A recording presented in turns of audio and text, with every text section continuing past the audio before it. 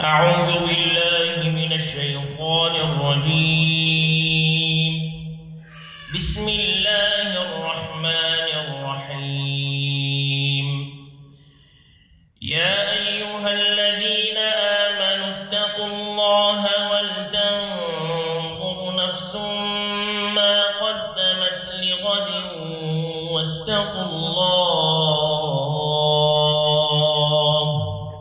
إن الله خبير بما تعملون. ولا تكونوا كالذين نسوا الله فأنساهم أنفسهم أولئك هم الفاسقون. لا يستوي أصحاب النار وأصحاب الجنة هم الفائزون.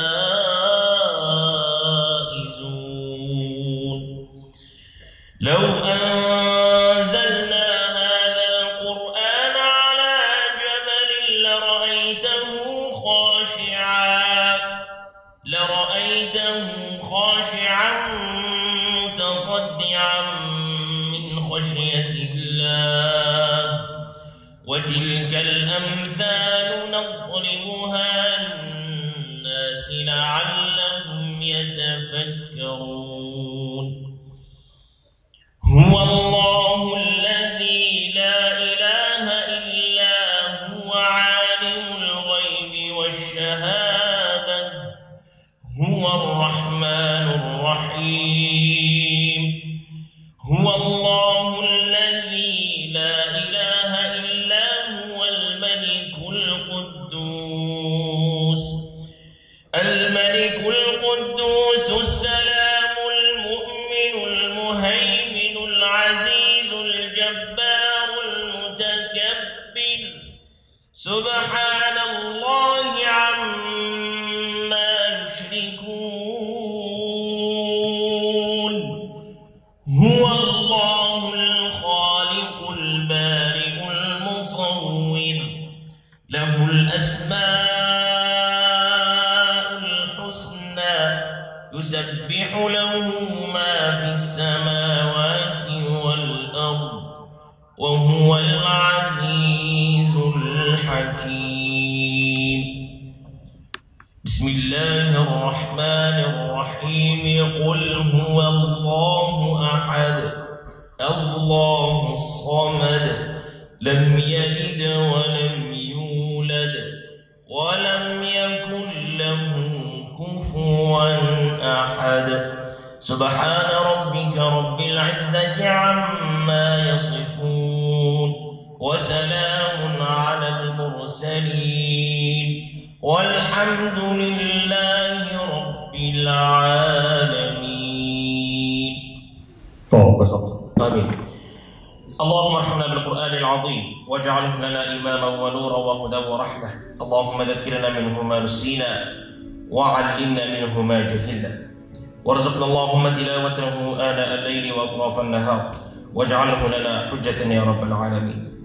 Ya Rabbim Allah, ушул окулган аяттардан, окулган сүрөлөрдөн болгон сабаптардан алгачкы сүйүктүү пайгамбарыбыз Мухаммад саллаллаху алейхи ва салламдын рухуна жана бүткүл пайгамбарлардын, сахабалардын, аулия маркумдардын, ушул жерде кол көтөрүп отурган жамааттын үмүт кылган маркумдардын Аллахтан багыштадык. Жаткан жерлери жайлуу болсун, топурактары торкоо болсун. Ya Rabbel Alamin, улуу күндөрдө турабыз. Улуу аяттар окулду. Ушул улуу күндөрдүн шарапаты менен, улуу аяттардын, сүрөлөрдүн, Курандын шарапаты менен ушул болуп жаткан ишти Аллах ийгиликтүү өткөргөн. Өткөрүп жаткандарга Аллах өзүн куч-кубат берген. Келген адамдарга, бир туугандарыбызга пайдалуу нафи илимдерден насааттан алып кетүү насип кылган. Аллахым баарыбыздын кармаган орозолорубузду кемчилигин толуктап өзүн кабыл кылган. Кадыр түнүн тепкен пенделердин катарына кошкун я Раббил Аламин. Аллахым бизден ыраазы болгун, бизди ыраазы кылгын, өзүңдүн туура жолдон адаштырбагын дайыма колдоп жүргөн. Ва саллаллаху ва саллим ва барик аля сайидина Мухаммад ва аля алихи ва асхабихи ажмаин би рахматика я архам.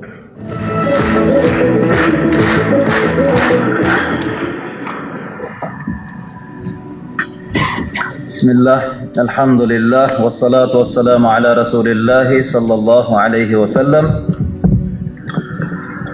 Assalamu alaikum ve rahmatullahi ve berekatuhu. Ulu hurmatlı ustazlar, karekeler, damlalar, ulu hurmatlı ağalar, iniler, eceler, kardeşler. Allah'ın barımızdan tutup жатқан oruzalarınızı kabul kılsın. Bilip bilbey kılgan günümüzde uşul bereketli günlerden hurmatına bizni geçirgen bolsun. Gelecekte dağı dinge bekem bolup, adamlık kasiyetimizi önüktürüp, dinde dağı bekem yaşauga Allah'ın mümkünçülük bergen bolsun. Biz bu жаққа чакырылганда негизи биздин чыгуу кезегибиз башка болчу. Анан тема дагы негизинен башка эле. Бирок өз темада сүйлөйүн десем бул жакта орунсуз болуп калгыдай. Себеби көбүнчө бул жерде эжелер апалар келген экен. Alhamdulillah. Эми дин туурасында айтылган сөздүн баары эле пайда. Себеби дин Аллах Таала сиз менен биз кайсыл нерсени кыла алабыз? Жана ошол биздин дүйнө жана акыретибизге пайдалуу Аллах Таала ошого буйруган. Кайсыл нерсени биз кыла алабыз? Жана ал биздин дүйнө жана акыретибизге зыян, жеке өзүбүзгө, ден соолугубузга, үй бүлөбүзгө, коомчулукка, урпагыбызга зыяндуу нерселерден Аллах Таала тыйган. Кур'ан-ы Каримде Алла уч деп дагы айтпайт, учпа деп дагы айтпайт. Себеби ага биздин кудуретибиз байланбайт. Кайсыл нерсени кыла алабыз, бирок зыяндуу, ошондон токтоткон. Кайсыл нерсени биз кыла алабыз, бизге пайдалуу, ошого буйруган, кызыктырган, файдаларын айткан, соопторду баяндаган. Аллах Тааланын жоомарттыгы жана берешендигинен улам. Урматтуу угандар, алхамдулиллах, Аллах Таалага чексиз шүгүрлөрдү айталы. Мынакей сиз менен биз эгемендүүлүк алгандан бери канча алдыга өстүк, канча өнүгүүлөр болду баардык тармактан. Өзгөчө машалла мына бүгүнкү жаштар динде, өзүбүздүн салттуу динибизде, Абу Ханифа рахматуллахи мазхабынын негизинде, Имам Матуриди рахимахуллахын акыйдасынын негизинде өсүп өнүгүп келатканыбыз албетте көргөн көздөрдү кубандырбай, уккан кулактарды кубандырбай койбойт да. Эми дагы иншалла Кудайым буйрса алдыга өссөк, бир аз эми бизде байкалып аткан нерселерден эмне болуп атат? Бүгүнкү күндө сиз менен биз диндин маалыматын угуп алып, бирок ошону жашоодо колдонууда бир аз кемчилигибиз болуп жатат. Маалыматты угабыз. Мисалы кандай? Аялдын үйдө, жашоодогу, коомчулуктагы ордуда аялдын кандай акылары бар. Ошол укуктарды угуп алып туруп, анан жашаганда биз ошол өзүбүздүн акыбызды талап кылып жашоону үйрөнүп калдык да. Бул болсо урматтуу туугандар, исламда өтө чоң катачылыктардын бири болуп эсептелет. Дүйнө жана акыреттеги түйшүктүн баардыгы ушундан башталат. Эгерде сиз менен өзүбүздүн акыбызды талап кылып алсак да, мындайча айтканда, кыскача алганда Kur'an jana hadiste İslam dininde jыйынтыктуу сүйлөй турган болсок, ал жерде эки нерсе баяндалган. Биринчи, ар бир адамдын өзүнүн акысы, экинчи, ар бир адамдын жашоодогу милдети. Жаратканын алдында кандай жоопкерчилик бар, жана жаралгандардын алдында кандай милдетибиз бар, жоопкерчилигибиз бар, ошолор туурасында ислам толук баяндаган. Жана ар бирибиздин акыбыз, эч бир адамдын акысы калбастан, жетим болсо кандай болуп калат, жесир болсо кандай болуп калат, зомбулукта калса, жапа чеге турган болсо, ар бир учурдагы адамдын акысы каралган. Бирок укуктар эмне үчүн каралат? Адамдын акысы исламда эмне үчүн баяндалат? Мисалы, эркек киши аялга эмне кылып бериш керек? Келин кайненеге эмне кылып берүү керек? Кайнене болсо келинге эмне кылып бериш керек? Акылары да. Ошол баяндалуунун максаты эмне? Кайнене келин келгенде келинден талап кылуу үчүнбү? Сен мага мындай кылып бериш керексиң деп. Ата-эне балдардан талап кылуу үчүнбү? Сен мага ушундай кылышың керек деп. Өкмөт карапайым элден талап кылуу үчүнбү? Силер бизге мындай кылып баш ийиш керексиңер деп. Же болбосо карапайым эл өкмөттөн өзүнүн акысын талап кылуу үчүнбү? Эмне себептен укуктар баяндалат деген чоң суроо бар да. Укуктардын баяндалуусу, ар бир адамдын акысынын баяндалуусу бул сот процессинде гана каралып, ар бир адамдын акысы алып берилүү үчүн айтылган исламда. Бирок жашоо тартипте өзүбүздүн акыбызды талап кылып жашоо бул өтө чоң кемчилик. Бул күнүмдүк үйдөгү чыр-чатак, ортодогу келишпестик, бир туугандын ортосунда, кесиптештердин ортосунда, жердештердин, достордун, үй бүлөнүн ортосундагы келишпестиктин негизги себеби ушул адамдар акыны талап кылып жашап алууда. Ислам эмнеге буйрат? Ислам дини сиз менен биз ар бирибиз жашоодогу өзүбүздүн милдетибизди аткаралы, акыбызды талап кылуу эмес, рахматын да талап кылбастан. La nuridu minkum jazaa'a ve la shukura. Biz sizlerden bu sıylıkты da kılvatkan жақшылығыңызdan sıylığında, ordunda surabайбыз. Ve la shukura, jada kalsa rahmatında surabайбыз. Kur'an'ın siz menen bizge bergen savağı. Kaynana kaynatabızga ушундай жақшы мамиле кылабыз. Эмне үчүн? Allah үчүн. Эмне үчүн? Сооп алуу үчүн. Алардан бир ордуну күтүү үчүн эмес. Ayalдар өздөрүнүн күйөөсүнө, жолдошуна аябай жакшы карайт, жакшы кызмат кылат, балдарына жакшы таалим, тарбият берет. Эмне үчүн? Келечекте балдарынан бирдеке күтүү үчүнбү? Же жолдошунан бирдеке белек бекче алып анын сыйына орношуу үчүнбү? Жок, анын максаты Аллах жараткан зат Аллах Тааланы ыраазы кылуу, ахиретте болсо эбегейсиз түбөлүктүү жашоодо жыргап, ошол жакта ажыр сыйлыктарды алуу үчүн жакшылык иштерди кылат да. Yani İslam din urmatı tuğanım her bir adam özünün mildetini atkarını üretkön. Oşol talim tarbiyatta algan Peygamberimiz Muhammed sallallahu aleyhi ve sellem'den en çok kızı bolğun Zeynep radıyallahu anha boyunca biraz aytıp ketsek. Peygamberimizden kança kızı kança oğlu bolğun? 4 kızı 4 oğlu var la. Şunay böyle? 4 kız jana 3 oğlu bolğan Peygamberimiz sallallahu aleyhi ve sellem'den. En çok kızı Zeynep radıyallahu anha. Zeynep enemiz Peygamberimizge peygamberçilik berilgenge çeyin Zeynep enemizge juuçulukka gelişken. Abul As ibn Rabi' degen adamga surap kelgen. Bu Abul As ibn Rabi' Peygamberimiz Zeynep enemizden tayejesi taraftan boldu. Yani Hadice radıyallahu anh'nın tuğandarından ele, tuğandarın balası ele. Kolunu surap kelgende Peygamberimiz sallallahu aleyhi ve sellem aytat, koyotur deydi, hatta asta'zinuha, men barıp oşol kızımdın göngülün surap göreyin deydi. Yani daröle razıçılığın berip koygan emes. Makul öyle tafsir koygan emes. Hasan Basri rahimahullah'dan gelip durup sıraganda, o Hazrat men kızım çoğoyup kaldı, boyga jetip kaldı, turmuşka uzatayın dep jatamın. Kanday adamga turmuşka uzatılmay nasihat aytasız dese, al kişi aytkan Kudaydan korkkonuga bergendi. Kudaydan korkkan adamga bergen. Antkeni Kudaydan korkkan adam eger ekönün mamilesi жылуулугу dal gelip kalgan bolso, жылдызы dal gelgen bolso, anda anı sıylap yaşayt. Eger de biri-birine dal gelbey kalsa, anda adiletsizlik kılbayt, zulumduk, zombuluk kılbayt degende. Hazreti Ayşe radıyallahu anha aytat ele, an nikahu riqqun. Kızdı turmuşka uzatуу bul kulçuluk deytele. فَلْيَنْدُرْ أَحَدُكُمْ أَيْنَ يَدَعُ كَرِيمَتَهُ. Oşonduktan sizlerden biringer kızını kaysıl jaka tapşırıp atat, kayaka kul kılıp atat, jakşılap oylonуп тур, anan keyin tapşırsın deytele. İslam şariatında güyo bala özübüzgө izdegende kıldattууrak mamile kılууга joldomo beret, özübüzgө kelin alganga karaganda. Al эми bizde tetiri bolup atat. Özübüzgө kelin karaganda aябай жакшы карайбыз. Ne үчүн? Себеби кызматчы келиш керек да үйгөчү. Anın adep ahlakı, anın münözü, özünde adamdık kasiyetini aябай jakşı karap turup, bardık rengenlerden ötkönden keyin, jengelerden, başkalardan anan bir kız anan uyga kelet da.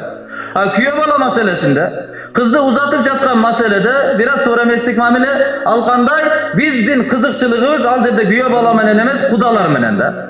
Kudagiyler menen. Oşolar jakşı jumuşta bolsa, oşolar jakşı adamlar bolsa, boldu, oşolar menen biz katlaşыбыз керек.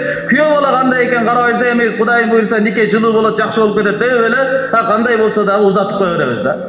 Jok, tetirisinçe siz menen biz kүйö balany özübüzgө izdep atkан учурда, kızыбызды uzatып atkан учурda Kudaydan korkun, adep ahlak, kulkun özüne көбүрөөк көңүл бурушубуз керек. Antkeni başka mesele, baylık, başka nese bunun bar taqdırga jaraşa. Bugünkü adam ertenki padişadır, Allah bilet anıçı. Münözü jakşı, adamdık kasiyeti jakşı, dini jakşı, Kudaydan korkun adamlarga uzatışыбыз керек da. Peygamber da kıskası ne kıldı? Göngülün suradı. Göngülün suradı, Zeynep enemiz jılmayıp koydu. Bu anın razıçılığı bolçu. Uşintip anan keyin nike boldu, toy boldu, başka boldu, uşintip çoğu jaşap kalıştı. Zeynep enemizin jaşoosuna birinci kıyınçılık geldi. Birinci kıyınçılık geldi. Kanday kıyınçılık? Peygamberga peygamberçılık ıygarıldı. Peygamberçılıkka ıygarılıp Zeynep enemiz Muhammed peygamberdi peygamber ekenin ınanıp İslam'da kabul kılgandan keyin gelip özünün turmuşluk joldoşu Abul As ibn Rabi'ge gelip kayrılıp aga nasihat aytты. Joldoşum, menin atamdı Kuday Taala makılkı peygamber kılıp tandaptır, elçi kılıp jönötüptür. Anın elçiligini kabul kılalı, İslam'da kabul kılalı, dünya jana ahirette, iyigilikte, baktılulukta jaşaybız. Dese Abul As karab aytты, geçiresin dedi, men kabul kıla albayman. Elдің алдында emne деп жүрөмүн, аялынын динine кирип алыптыр, өзүнүн ата бабасынын динин таштап, бул сөзгө мен кантип чыдаймын? Кечирип кой, валакин аздирини, бирок сен мага үзүр бергин, сен мени түшүнгүн десе, ошерде Зейнеп энебиз не деди? Ооба, мен түшүнбөсөм, ким сизди түшүнмөк эле? Макул, анда дагы биргеликте үй бүлөнү сактап чогуу жашайбыз деп, ошол кыйынчылыкка дагы макул болду да. Бул этап өттү. Biraz ötüp barıp ekinci kıyınçılık geldi. Kanday? Musulmanlarga Medina'ga göçüp ketkenге ruhsat boldu. Alar Medina'ga çıkıp baratat. Mekke'de öte kıyın yaşao ele. Mekke'de kalıp oor ele. Özgöçө paygambarın jakındarına. Oşa kısım bolgonduk sebepten çıkıp baratkan ele. Anan Zeynep enemiz aytты, o Abulaz, baldarımdın atası, bardık musulmanlar çıkıp baratat, atam tuğandarım baş bolup bari ketip atat. İslamды kabul kılыңыз, жүрүңүz Medina'ga baralı, Yesrib'e baralı dese, oşada Abulaz bayagale sözden aytıp, men kantip el aldında жүрөмүn, emne degen sözgö kalamın, ayalın erçip ketti degen sözgö kalışımdı kalap atasыңбы dep dagı İslamды kabul kılbay koydu da. Makul dep Zeynep enemiz Mekke'deki kıyınçılıkka makul bolup o şerde kalıp kaldı. Üçüncü kıyınçılık geldi. Üçüncü kıyınçılık gelip o şerde Badır degen jerde kazak bolgon uçurda, soğuş bolgon uçurda bul tarafta Peygambarımızga karşı Abul As küyo balası çıkıp kalgan, bul jakta Muhammed Peygamber musulmanlar taraftan da. Anı Peygamberimiz bilbeyt. Kapırlar, müşrikler tarafında, düşmanlar tarafında güve balası var ekendigin. Birok Zeynep enemiz Mekke'de bilet. Dua kılıp atat, ilav atat. O Allah, bul jakta olsa menin cesir kalışım, bir ikinci tarafta menin jetim kalışım. Ya Allah, menin güvemde sak salamatta aman esen üyüne alıp gelgin. Atama bolsa iyigilik utuk bergin dep, o şerden Allah'dan dua kılıp attı da. Natijada soğuş büttü. Musulmanlar iyilikке жетişti. Tutkunlar kolga düştü. İslam'ın başında ekonomikanı östürü maksatında tutkunlarga kun berip alıp azat kılıp alı ruhsat bolçu da. Anan uşuntip baylıklar gelip atat, tutkunlardı azat kılıp atat.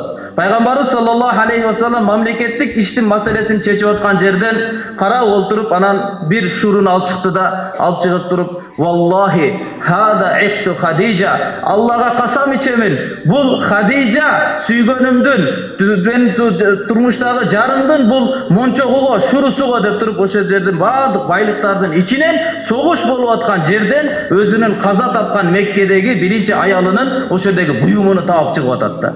Bul emnenin kavarın beri, bul suyunun kavarın beri. Peygamberimiz sallallahu aleyhi ve sellem sıymıktan aytadılar. İnni ruziktu hubba Khadija. Maga Khadija'nın suyusu Allah taraftan rızkı bolup berilgenler sıymıktan atılar. Allah'dan özgöçe maga suyu berilgen Khadijaga bolgon dep. Uşunçalık Peygamberimiz sallallahu aleyhi ve sellem suyudu, mamilede, üy bülönü saktoodu. Öte kalыс adam ele da. Kalыс adam ele. Bugünkü siz menen bizde özgöçe jaşlar özünçe bir skaskalardı görüp alıp, bir meselelerdi okup alıp, ugup alıp, özümüzge oşonday Prins Nabiyalı'nın kaynay özümüzge bir obraz çiğip alganбыз da. Oşol geliş gerek, oşonday jaşaş gerek da, kolunuzda iPhone boluş gerek, üyüңüzde, kızmatыңızda maşinаны от алдырып kütüp turgan boluş gerek, bardığı öz ordunda boluş gerek. Apalarız kanday turmuşta jaşadı ele. Çoğ eneler, çoğ apalarız kanday turmuşta jaşadı ele. Biraz ele çıkıp marşrutkaga çıkkan bolsa, bir neudobство болуп калса, oşerden ele üçkürünüp, murdu tırışıp, urmatlı tuğanım, kiçi peyildүүлük, uyattуулuk, sabırдуулuk, şükürçüldük, bul kasiyetlerdi egerde siz menemiz jogot ola turgan bolsok, jaşoğuz öte oor süretkö barıp kalat. Yani Peygamberimizin kızı bolup durup özüne bardık nersege ruhsat berse bolat ele. Bilgeni kılsa bolat ele. Padişanın kızı, en akırkı Peygamberдің kızı, bütkül musulman mamleketi negizdelgen Medina'da, oşo жердин başkaruçusunun kızı, birok uşunday kıyınçılıkta Mekke'deki zombulukta jaşap atat emne üçün? Üy bülönü saktaş üçün. Kuday Taala'nın aldındağı milletin askarı üçün, dünya jana ahiretin iyigiligine jeti üçün oşol nerselerge barına razı bolup atat da. Uşuntip biraz vakt öttü. Vakt ötkөндөн кийин кайра 4-чү сыноо келди. Кандай сыноо? Allah taraftan din толукталып түшүп турат эле пайгамбар заманасында. Din толукталды, капырлар менен ыймандуулардын ортосунда нике жок. Нике жүрбөйт. Чогуу жашаса болбойт. А билесиздер Меккеде ал жерде ахлы китапты окуп жөөттөр христиандар ал жерде жок эле. Ал жактагылар менен нике жүрбөйт болчу. А Мединадан Бану Надир, Бану Курайза деген башкалар бар эле. Ушинтип ал өкүм пайгамбардын үй бүлөсүндө биринчи орунду алыш керек. Зейнеп энебизге кабар жетти. Абул Ас менен эми алдыда эми никеси жүрбөйт. Никелешсе болбойт. Жашаса чогуу жашаса болбойт. Зина болуп эсептелет. Ошондо Зайнап энебиз Абул Аска айтты, түшүндүрсө түшүнбөйт. Зайнап энебиз анан кийин көчүп Меккеден Мединага көчүп чыкты да. Көчүп чыгып аткандагы окуя бардыгыбызга белгилүү. arkasından Mekkelikler жөн койбостон arkasından түшүп boyunda бар эле ошол жерде катуу найза менен коркутуп койгондон boyundan түшүп калып ошол ооруда жүрүп отуруп ичинен органдары чирип башка болуп ошондон каза тапкан да. Зайнел Султан аги Мединага келди. Мединага келгенден кийин сахабаларда мүмкүнчүлүк бар пайгамбарыбыз саллаллаху алейхи вассаламдын үй бүлөсүнө кошулуп калуугачы. Сахабалар келет, күйчүлүккө келет, Зайнеп энебиздин колун сурап келет. Пайгамбарыбыз бир нада Зайнеп энебиз бир нада ыраазычылыгын бербейт. 1 жыл өтөт, 2 жыл өтөт, 3 жыл өтөт. 6 жыл ичи Зайнеп энебиз башкага турмушка чыккан эмес да. Анан пайгамбарыбыз Мухаммад саллаллаху алейхи вассалам бир күнү багымдат намазынан кийин мечитинде олтурса, алыстан караса бир адамдын караны көрүнөт. Жакындап келип мына караса Абул Ас ибн Раби' мурдакы күйөө баласы алдына келип чөк түшүп олтуруп пайгамбарыбызга салам айтып, эмне болду, эмне сени алып келди десе, пайгамбарыбыз акырын башын көтөрүп пайгамбарыбызды карап, ашхаду ан ла илаха иллаллах ва ашхаду аннака Мухаммадан абдуху ва расулух деп ошондон анан ыйман келтирип исламды кабыл кылды да. İslam'da kabul kılar zaman Peygamberimiz sallallahu aleyhi ve sellem suyunup getip Zeynep enebizdi çakırıp bir rivayatta şu kayra nikesine kaldırıp başka rivayatta kayra canıdan nikesini kıyıp uşuntip anan çoğu yaşattı. Biraz vakt ötpöy ele Zeynep enebiz jana oğrusu güçöyüp getip bul dünyadan kaza taup Peygamberimiz sallallahu aleyhi ve sellem özünü berekeli kolu menen kabırga koyup kayra kaytıp gele jatsa Abul As ibn Rabi' jolda ila olturat ele. Gelip Peygamber aleyhisselam uçuraşayın dese Peygamberimizin kolundan kattu kısıp Ya Resulallah la utiqul hayata ba'da vefati Zeynep o Allah'tan elçisi Zeynep ötüp ketkenden kийинки жашоого менин күчүм жетпейт dedi. Bundan nары жашоонун мага кызыгы жок, bundan nары жашоонун рахаты жок. Кантип жашайм элем аялым дүйнөдөн өтүп кетти деп ыйлап Пайгамбарыбыз саллаллаху алейхи вассаламдын боорунда бекем кысты. Урматтуу тууганым, бүгүнкү күндө сиз менен бизде бир чайдын үстүндө тынч отура алмай жок. Bir-birini görgüsü yok. Başında ayavay suyu ele, başka ele, turmuş kurgandan giyin ele karasa 5-6 yıldan giyin birbirini epte öyle baldar üçün yaşamay, başka üçün kılmay, emne üçün sebep degen durma tutuğan yaşoğudağı adep ahlaktуулuktu siz menemiz joğut olgandıktan boluyordur. Uyattуулuk yaşoğuzda bolsa, imandуулuk bolsa, şükür bolsa, sabır bolsa, kaniyettүүлük bolu turgan bolsa, jönököçülük bolu turgan bolsa, mına uşular siz menemizdin yaşoğuzdun körkün çıgara turgan adamdardın ortasındagı muamelelerdi bekem bışıktap tura turgan uşul sıfatlar bolot da. Uşul sıfatlarga tarbiyaloo üçün mına siz menen bizdin oroza ayыбыз. Oroza aydın maksatı oşol. Adamdık kasiyetke gelse, bu bereşen bolsa, kıyınçılıkka çıday turgan bolsa, geç-geçen açka jürüp, geç-geçen suusap jürüp, özünün kumardana turgan nerselerinden özünü karmap jürüp, emne üçün jaşooda oşuga kalptansın. Jaşoo degen bul ne jomok emes. Jaşoo degen daim ene aldıga kete berбейт. Jaşooda ar kандай nerse bolot. Oşolordun bardığına turup tuş bere turgan, sabır kıla turgan, kızmat kıla turgan, dasturkon jayıp үйрөнө turgan, meyman çakıra bile turgan, erte tura turgan, Allah'ın hükmünü atkara turgan adam boluş üçün mına oroza ay urmatı turgan siz menen bizdi jaratkan jana jaralganдар menen mamilelerinizi oңдоо üçün berilgen ay. Şotan inşallah bardığız hareket kılalı. Allah'ın barınızlardan razı olsun, dinde urmattap, uşul oroza aydın bereketine sizlerge gelgeninizlerge Allah'ım razı olsun. Kadamınızlarga Allah Taala'nın soğuptordu жазган bolsun. Allah'ın barınızı günölörünüzü geçirip, uşul iş şarabızdı özünün razıçılığının dengelinde kabul kılıp, jaşoobuzga bir faydasını tigizgen bolsun. Allah'ım kabul kılsın. Assalamu aleykum ve rahmetullahi ve berekatuhu. Sizden de jaratkan baba bolsun. Bile akıldatka kol to'g'an.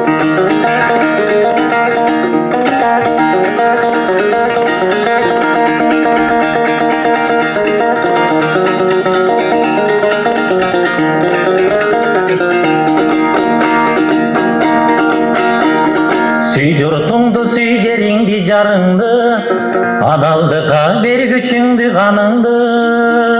Кыйын чакта кыйган болсоң өмүрдө, кыяматта калк унутпай таныңды. Адам пенде бакыл болбоң, ашынган, акмак болбоң, адалдыкка ташурба. Ансыз деле тирүү жандың ойлонтуп, ажал деген кылыч турат башыңда. Найзалашмай кылыч ташмай жок заман, окатым ол кийме бүтүн ток заман. Ой иледен найза жазат бироктой, кырчылдашын токтотпогон шок заман.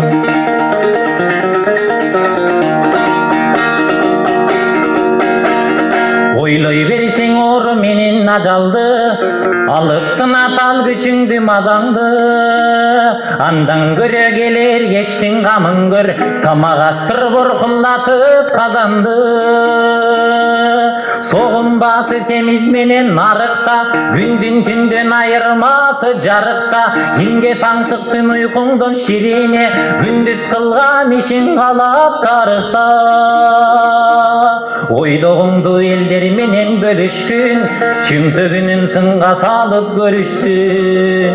Барың жаман мен жакшымын дебегин, жалгыз өзүң ойнобойсуң жер үстүн.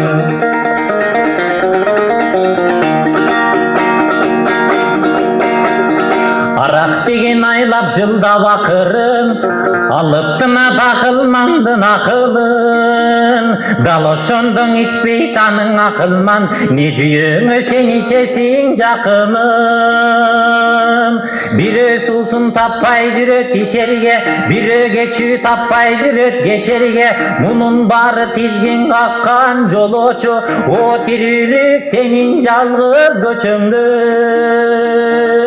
Есин аман эс тарттырып урпакты, өтсөк экен ыйык сезип турпакты. Океандардын чарпылдап турса экен, чайпалбайдой чайкабайлы кургакты.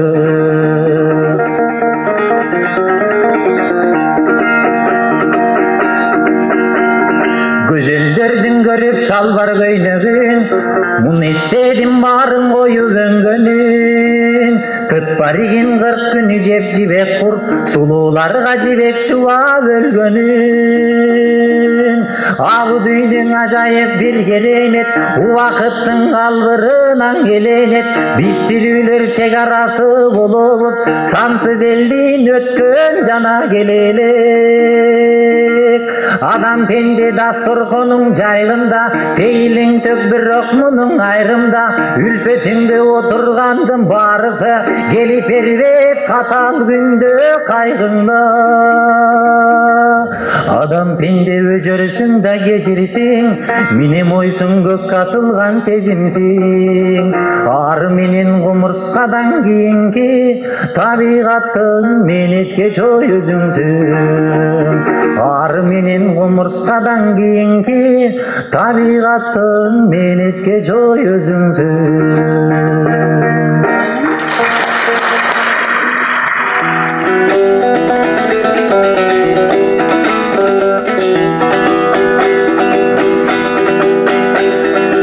Жарыкчылык өмүргө кимдер келип кетпеген, жаркыраган аламга дой кимдер тазим этпеген. Тагдыр жолу таталы жол бирөөлөргө кеткенен, абирыгың азап менен арман муңун чектеген, ай туңгуюка кеттеген. Жаралганда дүйнөгө жаңжал салып ыйламай, ал кубатка келген жең аят энени кыйламай. Эрезеге жеткен дой эл мүдөсүн сыйлабай, жаман адат күтөбүз катты жыйнамай. Той кара жанды кыйнамай. Бул дүйнөнүн байлыгын жалгыз эле алчу бар, мансап үчүн эл журтуна курманды качалчу бар. Адамзаттын ушулар юбалына калчулар, арабызда болбосунчу адамдыкты таңчулар, акыр заман салчулар.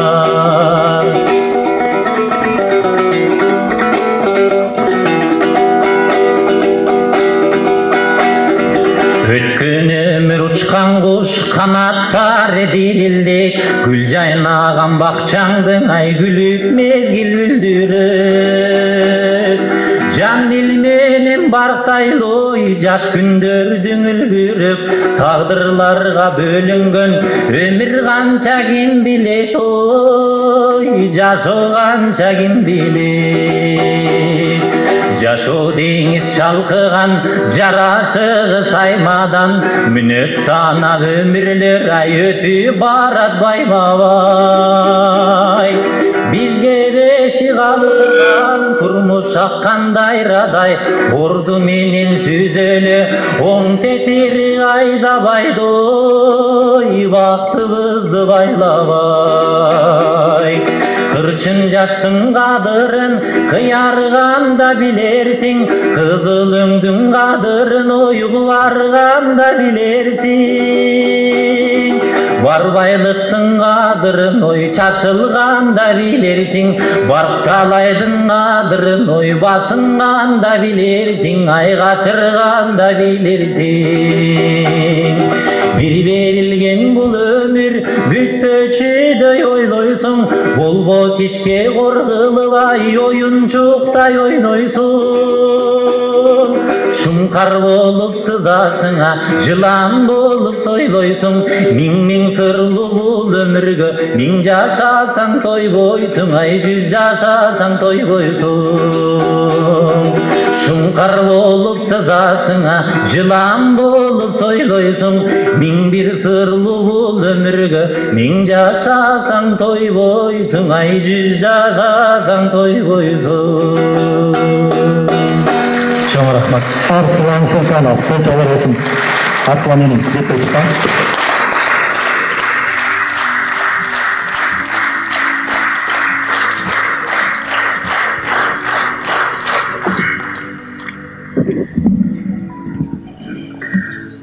Bismillahirrahmanirrahim. Elhamdülillah ve salatu ve selamu ala Resulillah. Birinciden bardığızda jokton bargıp jaratkan, öte merimdүү jana rайымдуу Allah Taala bardык mактоолор болсун.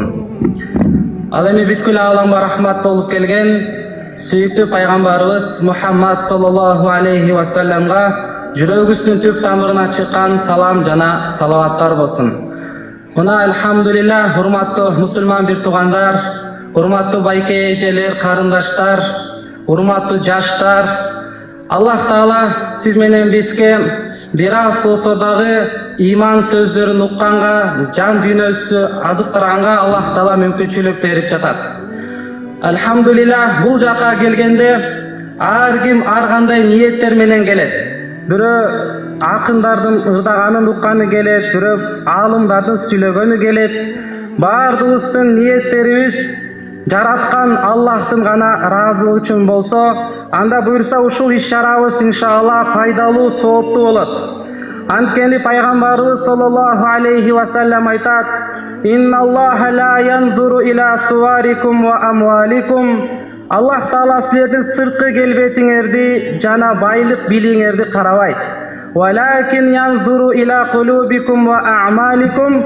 Аллах Таала силердин жүрөгүңөрдү жана кылган амалыңарды карайт. Жүрөктөгү кайсыл ниет менен ар бир адам ушул жака жасанып, кийинип, эң жакшы көйнөктөрүн кийип келди. Аллах Таала, урматтуу туугандар, биздин жүрөктөрүбүздү карайт. Келгиле бир ниеттерибизди жаңыртып алайлы. Бул өтүп аткан иш-чаранын бардыгы, уюштуруп жаткандар, келгендер, сүйлөгөндүн бардыгы жалгыз, калыс Аллахтын ана ыраазылыгы үчүн болгон болсун. Ниеттерибизди түзөдүкпү иншалла. Аллах Таала баарыбыздан ыраазы болсун. Урматтуу мусулман бир туугандар, Аллах Таала бардыгыбыздын билип билбей кетирген күнөөлөрүбүздү Аллах Таала кечирген болсун. Өтө берекелүү Рамазан айында турабыз. Аллах Таала ушул Рамазанга бизди жеткиргенине шүгүр кылайлы. Аллах Тааланын аш-шакур деген сыфаты бар. Кадырдан деген сыфаты бар. Ар бир адамдын кылган жакшы амалын, сүйлөгөн жакшы сөзүн Аллах Таала кадырлап турат туугандар. Кээде досту кадырлабай калышы мүмкүн. Адисти начальник кожоюн кадырлабай калышы мүмкүн.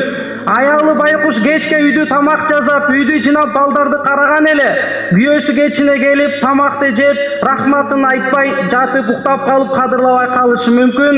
Бирок урматтуу мусулман бир туугандар, ар бирибизди көрүп турган, билип турган, кадырлай турган зат бар. Ал эч качан чарчабайт, уктабайт, билбей калбайт. Ар бир кылган ишибизди жаратуучу Аллах Таала кадырлайт.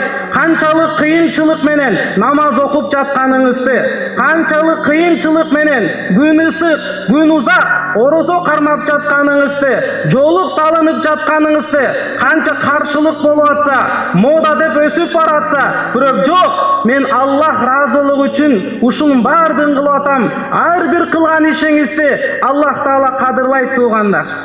Кейде адам кадырлабай калышы мүмкүн, билбей калышы мүмкүн. Бирок урматтуу мусулман бир туугандар, кыямат кайым бар. Ар бир адамдын кылган жакшылыгына ва май я'мал мисқала зарратин хайран яра. Кимде-ким дүйнөдө чаңда эле жакшы иш кыла турган болсо, кыямат күнү көзү менен көрөт дейт. Ар бир кылган ишибиз Аллах Таала кадырлап турат. Мына альхамдулилlah, быйылкы жылы Аллах Таала мына ушул жакта отурабыз.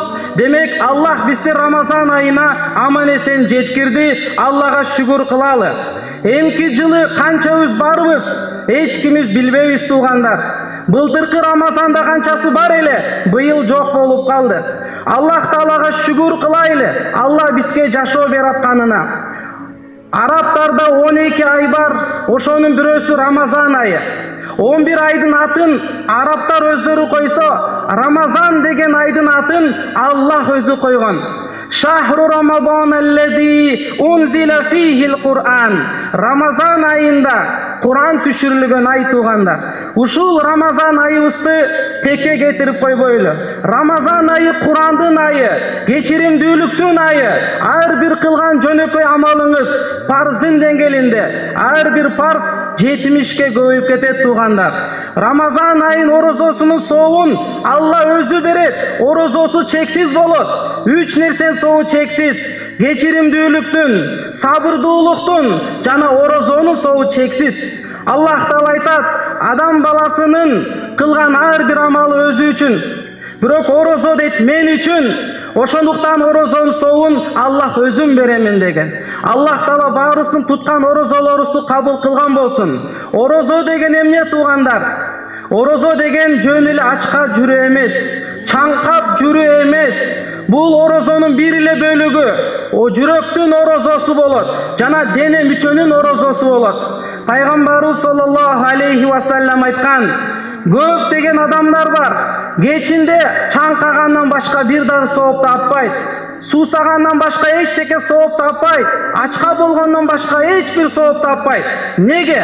Орозо кармадыңыз. Бирок күндүз кечке арамды караган, жаман нерсени уккан, ушак ташкан, зыян келтирген, зулумдук кылган, ал адамдын орозосу өтөт, бирок бир дагы сооп берилбейт экен.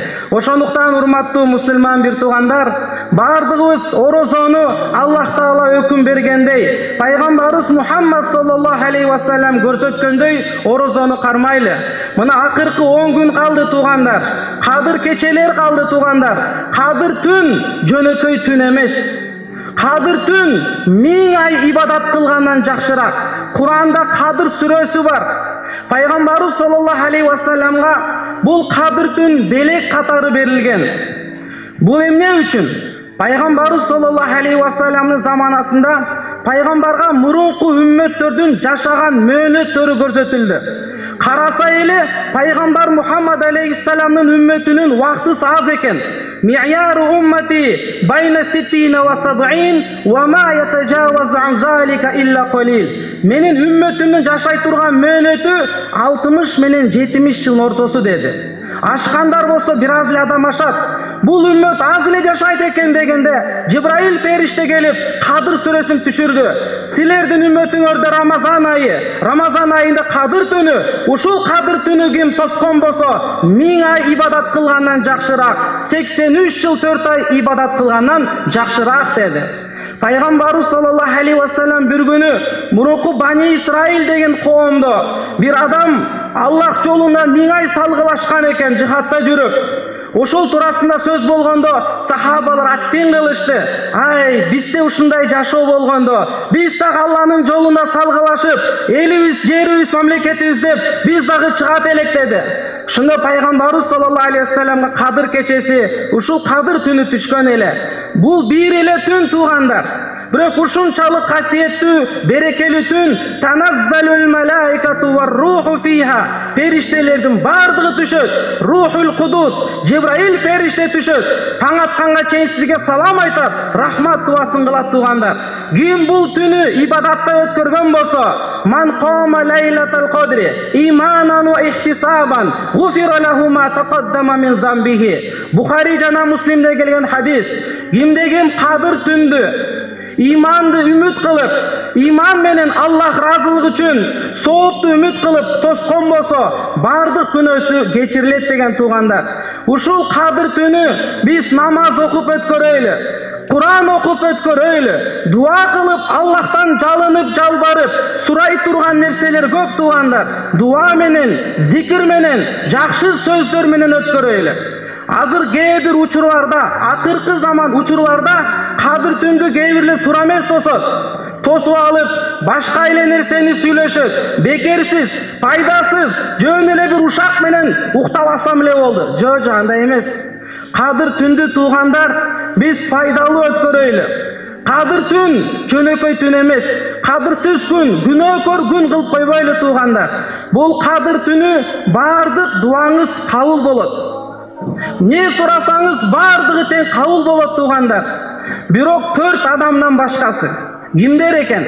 Биринчиси тууганчылык мамилени үскөн адам.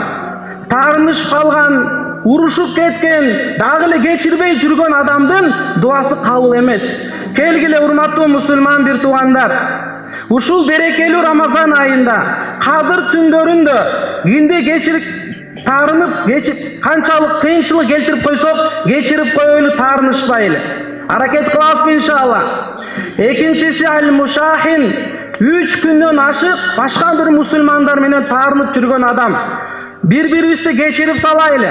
Peygamberimiz sallallahu aleyhi ve sellem aytkan, sizlerge gündüzün orozo karmap, sadaka tarkatıp, tünü boyu uktavay ibadat kılıp çıkkandan dağı jakşırak amal üreteyim mi? Ola üretiniz ya Resulullah. İslahu zatil bayn, ortuңордо ынтымактын, биримдиктин болуусу дейт. Ынтымактуу болгула, чырдашканды койгула, Алланын жолуна түшүп, bir-birimizni geçirip коюшубуз керек. Эгерде биз 3 күнөн ашык таарынып жүргөн болсок, кечирим сурап коелу. Кимдегим 3 күнөн ашык таарынып жүргөн болсо, кечирбей, алардын дуасы кабыл эмес дейт. Үчүнчүсү туугандар мудминул хамр, арак ичип жүргөн адам. Кимдегим арак ичип жүрсө, жаман нерселер оозуна алган болсо, дуасы кабыл эмес. Кимдегим буга чейин ушундай күнөөгө барса, тооба кылсын, Алла тообанын бардыгын кабыл кылуучу зат. Төртүнчүсү акын лил валидайн, ата-энесине ак болгон адам. Ак деген сөз араб тилинде кагазды майдалап салган сыяктуу экен да. Ата-эненин жүрөгүн ушунчалык сыздатып, майдалап салган, муздатып салган, ата-эненин жүрөгүнө мээрим калбай калган. Ушул баланын, ушул кыздын дуасы кабыл эмес. Кадыр түн болсо дагы, Рамазан айы болсо дагы, ата-энеңди тоң моюн болуп, ата-энеңди жүрөгүн муздаткан, наразы кылган баланын, кыздын дуасы кабыл эмес туугандар. Пайгамбарыбыз саллаллаху алейхи ва салламдын заманасында bir сахаба өлүм төшөгүндө жатат. Жанындагы адамдар айтты: "Ла илаха иллаллах айтыңыз, бейишке барасыз." Айта албады келмени. Болбосо үч эле сөз айта алган жок, тилинен чыкпай койду. Аялы пайгамбарыбыз Мухаммад алейхиссаламга барып: "Я Расулуллах, күйөөм өлүм төшөктө жатат, келмени айта албайт, жаны чыкпай жатат." Пайгамбарыбыз Мухаммад алейхиссалам өзү келди. Келмени айт десе айта албай койду. Пайгамбарыбыз Мухаммад алейхиссалам дароо айтты: "Апасы тирүү" деди. Тирүү. Bir сахабаны жөнөттү. Апасын айтпа, кел алган болсо келсин, болбосо мен барайын деди. Апасы укканда айтты: "Мен келем" деди. Апасы келгенден кийин пайгамбарыбыз саллаллаху алейхи ва саллям сурады: "Апаке, балаңыз менен мамилеңиз кандай?" деди. Апасы айтты: "Бул үйлөнгөнгө чейин мен менен сүйлөшөт эле, отурат эле, баарлашат эле, кабар сурайт эле, ден соолук сурайт эле, менин көңүлүм алып турат эле. Үйлөнгөндөн кийин өзгөрүп кетти 180 градуска. Же сурабайт, же мамиле жакшы кылбайт, аялын биринчи кезекке коюп койду, мени нааразы кылып койду" деди. Ошол себептен жүрөгүм ооруп калды. Пайгамбарыбыз саллаллаху алейхи ва саллям айтты: апасынын наразы болуп калгандыгы хажаба лисанаһу минал калима, бул адамдын тилинен келмени тосуп койду деди. Апасы наразы, баласынан келме чыкпай калды туугандар. Дүйнөдө эле апаңды наразы кылган болсоң, келме жок өтүп кетесиң. Ата-энени наразы кылган адам бейишке бара албайсың. Бейиш кайсыл жакта? Аль-жанна тахта акдамил уммахат. Бейиш энелердин таман астында. Апаларыбызды разы кылайлы. Мына көпчүлүк аял заты, машалла, Алла силердин жашооңорго береке берсин. Пайгамбарыбыз Мухаммад алейхиссаламдан келип сурады. Жер бетинде эң көп сыйга татыктуу ким? Пайгамбарыбыз айтты: уммука, сенин апаң деди. Анан апаң деди. Үчүнчүсү апаң деди. Анан кийин атаң деп айтты туугандар. Эмне үчүн апаны 3 жолу айткан десе, анткени ушул апалар 3 кыйынчылыкты атасына караганда көбүрөөк көтөрөт. Биринчиси 9 ай курсагында көтөрүп жүргөн кыйынчылык. Бул өтө кыйын нерсе. Экинчиси төрөгөндүн кыйынчылыгы. Канча тамырлар үзүлөт. Бир сахаба апасын мойнуна көтөрүп, таваф кылып туруп, пайгамбарыбыз Мухаммад алейхиссаламга акысын бердимби дегенде, төрүп жатканда бир тамырдын үзүлгөн акысын берген эмессиң деди. Үчүнчү кыйынчылык канчаны баккан өстүргөндүн кыйынчылыгы. 2 жылга чейин таптуу уйкусун бузуп, ал баланы өссүн, чоңойсун, оорубасын деп канча кыйынчылык көтөрдү. Мына ушул себептен апалардын даражасы бийик турат. Апаларыбызды разы кылып калайлы. Кайсыл бир жаштар, балдар, кыздар ата-энесин наразы кылып, аялын биринчи кезде коюп, апасын наразы кылгандар кечирим сурап калайлы. Ата-энеңди кадырлап калыңыз. Ата-эне эч качан табылбайт. Аял табылат, күйөө табылат, дос табылат. Бирок ата-энең эч качан табылбайт, билип коюңуз. Аллах аны бир жол берет, ал койсо кайра эч качан кайтып келбейт. 1000 адам чогулуп келди, атаңдай ата болуп бере албайт, апаңдай бир дагы аял апа болуп бере албайт. Ошондуктан туугандар көбү жаштар экен, ата-энелерибизди бир сыйлап калайлы. Эч качан вала тaqul-lahuma уф, ата-энеңерге эч качан уф деген сөздү зекибей эле. Тажаттыңыз, кечке жумшай бересизби дебеңиз. Ата-эне бир жол берилет, бир күн келет туугандар, сагынасың атаңды, сагынасың апаңды, сүйлөшкүң келет, отургуң келет, чайлашкың келет, бирок таппай каласың. Өкүнүп каласың, кызматын кылып калсам эле. Атасы жоктордон сурагыла, атанын кадыр баркы кандай? Апасы жоктордон сурагыла, апаңды сагындыңбы? Апаң мен болсо эмне кылат элең деп сурагыла. Алар жакшы айтып берет, атам болгондо, апам болгондо мындай кылат элем деп. Ошондуктан урматтуу мусулман бир туугандар, ата-энелерибизди разы кылайлы. Эркек балдарга насаат, үйгө келгенде сиз бизнесмен болуп келбеңиз. Siz moldo bolup же башка бир профессиянын нээси болуп келбеңиz. Үйгө сиz мээримдүү ата болуп келиңиз, мээримдүү күйөө болуп келиңиз. Үйгө келет, кечке жумушта жүргөн эле, үйгө келип кирип баратып, телефон менен сүйлөшүп кетип баратат. Ата-энеси балдары сагынган эле, ата деп чуркап келатса, бул телефон менен сүйлөшүп, мындай эптеп-септеп учурашып коюп кирип кетти. Балдар сагынган эле, жүрөктөрүнө мээрим толгон эле. Ал чуркап келгенде сен көңүл бурбай койдуң тууган. Ал болсо жүрөгү ооруп калды. Анан кийин кайра чакырсаң баягындай болбойт да. Ошондуктан үйгө келген кезде туугандар, эң биринчи балдарыбыз менен кучакташайлы. Балдарыбыз менен ойнойлу. Пайгамбарыбыз Мухаммад алейхиссалам эң улуу пайгамбар болсо дагы, бейиш тозокту көрүп келген пайгамбар болсо дагы, Алла менен сүйлөшкөн пайгамбар болсо дагы, ал неберелер менен ойнойт эле, ат болуп берет эле, төө болуп берет эле, балдарымга мээрим төгүп кучактайт, өпкүлөйт эле. Бирөө сурады: "Я Расулуллах, сиз пайгамбар болуп балдарды өспү?" деди. "Ооба, өбөм" деди. Ал айтты: "10 балам бар, бирөөсүн да буга чейин өпкөн эмесмин, кучактаган эмесмин" деди. Пайгамбарыбыз саллаллаху алейхи вассалам айтты: "Аллах сенин жүрөгүңдө мээримдүүлүктү алып койсо мен эмне кылайын" деди да. Жүрөгүңдө мээримдүүлүк жок болсо мен эмне кылайын деди. Пайгамбарыбыз саллаллаху алейхи вассалам балдарды ушундай жакшы көрөт эле. Балдардын жүрөгүндөчү туугандар, мээримдүүлүк идиш бар. Ошону сиз мээримдүүлүк менен толтуруңуз. Кучактап, өпкүлөгөн сайын балдарга мээримдүүлүк өтөт. Анан ушул бала мээримдүүлүк идиш болгондо, эртең сиз картайган кезде, кызматка муктаж болуп калган кезде, анан ушул мээримдүүлүк сизге өтөт туугандар. Жаш кезинде мээримдүүлүк идиш толтурбасаңыз, эртең картайганда көрөсүз анан. Айтышкан баланы, укпаган баланы, тоңоюн баланы эртең чоңойгондо көрөсүз. Ошондуктан балдарга эң биринчи келгенде туугандар, үйгө балдар менен ойнойлу, кучактайлы, сүйлөшөйлү балдар менен. Телефонду берип койгонсуң, сүйлөшпөйсүң, ал өзүнчө телефон менен өзүнчө эле жүрөт. Ошондуктан туугандар, балдарыбызды жакшы ислам тарбият менен тарбият кылайлы. Ажаткана кандай кириш керек, адептерди үйрөтөйлү, балдар менен баарлашайлы.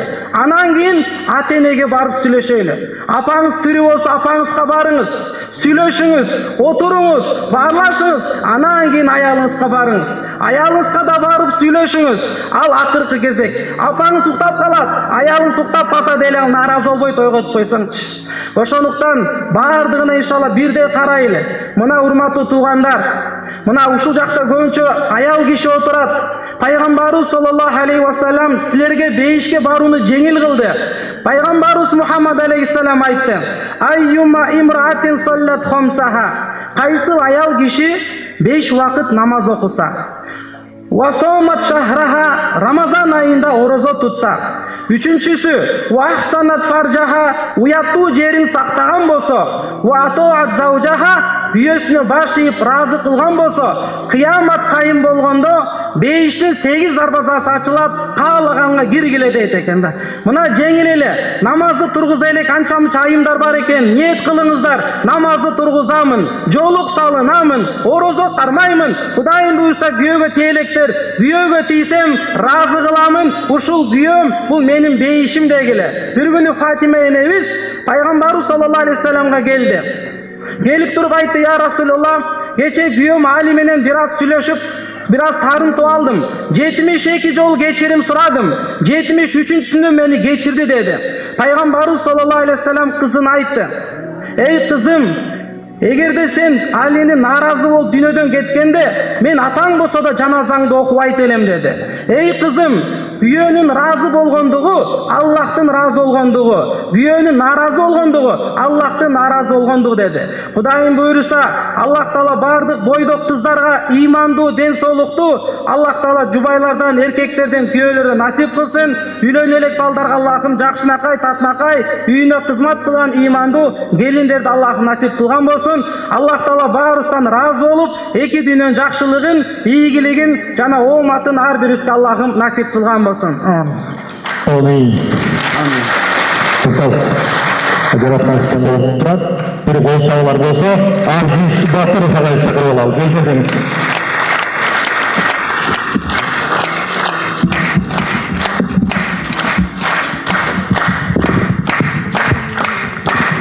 Ассалаумағалейкум ағайын туғандар, қармаған оразаңыздар қабыл болсын. Мен азықты сіздер үшін, ата-енелер үшін ырғырдағым келіп тұрады. Анткени ата-энебизди чынында көзү барында сыйлай жүрөлү. Көз өткөн соң миң аттин кылып, көз жаш төгүп, аттин кылсак дагы эч качан артка кайрылбайт. Ошондуктан ата-энебиз ар дайым көзү барында, жаныбызда барында кадырлап, сыйлап, тилин алып, жакшы сөздөрүбүздү тирүүсүндө аянбай айтып жүрөлү ағайын туғандар.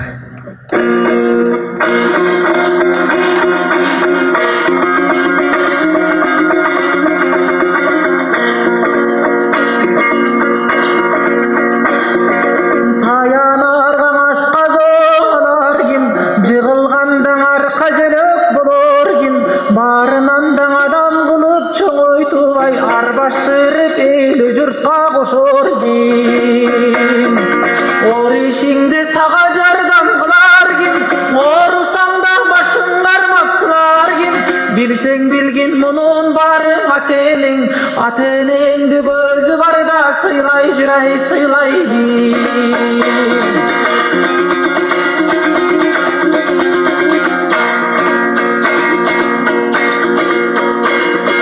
Кайда барсаң сары санага батар ким, бар тапканын сенин ойлоп катар ким, сен эсиңден чыгарсаң да сен ойлобай күнү бою уктабастан жатар ким. Не сенди деп кайда жүрсөң ойлар ким, бар тапканын сага ата-энеңди тирүүсүндө сыйлай жүрөй, сыйлай бер.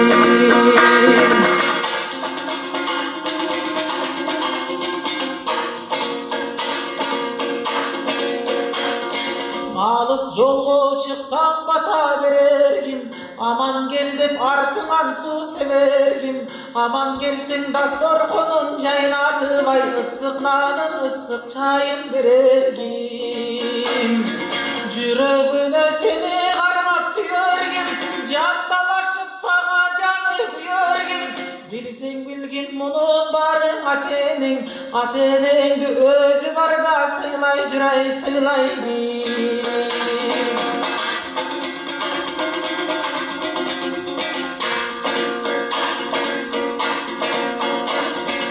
Үйлөп жайлап өзүңө бөлөргим, үмүттөн үзүрүңдү көрөргим. Ойлон бирок алар өтсө дүйнөдөн, ай сага жардам, сага жөлөк болоргим. Карабасаң ата-энең корбонот, таштап салсаң ал бирөөгө кордонот. Андай ата бешенеси шор болот, ай андай эне бешенеси шор болот. Ата-энеңди көзү барда сыйлай жүрөй, сыйлай бер. Ата-энеңди өзү барда сыйлай жүрөй, сыйлай бер.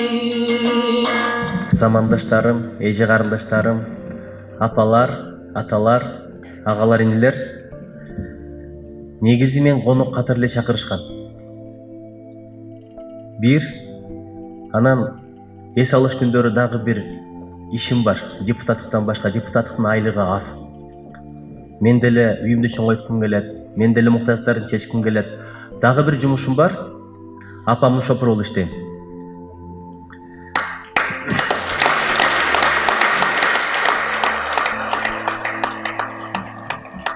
Апам найдоочусу болуп иштейм. Апамдын жакшы жери сөзсүз төлөп берет. Чын нурдан намыстанып албайт элем. Депутат болгондон бери алып калдым. Ачыгын айтайын, мен депутат болгондон кийин балам ушу иштен кыйналбачы, жумуштан кыйналбачы, каражатты ойлонбочу, өзүңдүн жолуң менен кете бер деп, бир туугандарым менен биригип атамдан калган магазинди мага өткөзүп беришти. Ким эгерде апасына кошоматтык кылса, ушундай проектлердин ишке ашырып алат, максатына жетип алат. Мен чын айтайын, ал дүкөндү мага өткөзөм деп ниет кылган эмесмин. Жөн эле кошомат кыла бердим. Анан негизги чече турган азыр атам өтүп кеткен апам. Ошон үчүн бүгүн жөн эле шопур болуп келгенмин. Анан чындап эле угайын деп келдим эле, анткени Роналдо деген футболистти билесиңер, туурабы? Роналдо деген футболистти мен бала кезинен бери билем. Менин 4 жашар кызым бар, күйгүзөт да. Илгери өткөн заманда деп бир сүйлөйт. Мен кичинекей кезинде мындай болгон экенмин го деп бир сүйлөйт. Азыр деле кичинесинде мен чоңмун дейт, бирок бир жака жумшасаң эле мен кичинемин деп калат. Аялдан амал качып кутулбайт экен, кичинекей кезинен баштап эле. Чын айтып атам. Ошентип отуруп, Кудайга шүгүр,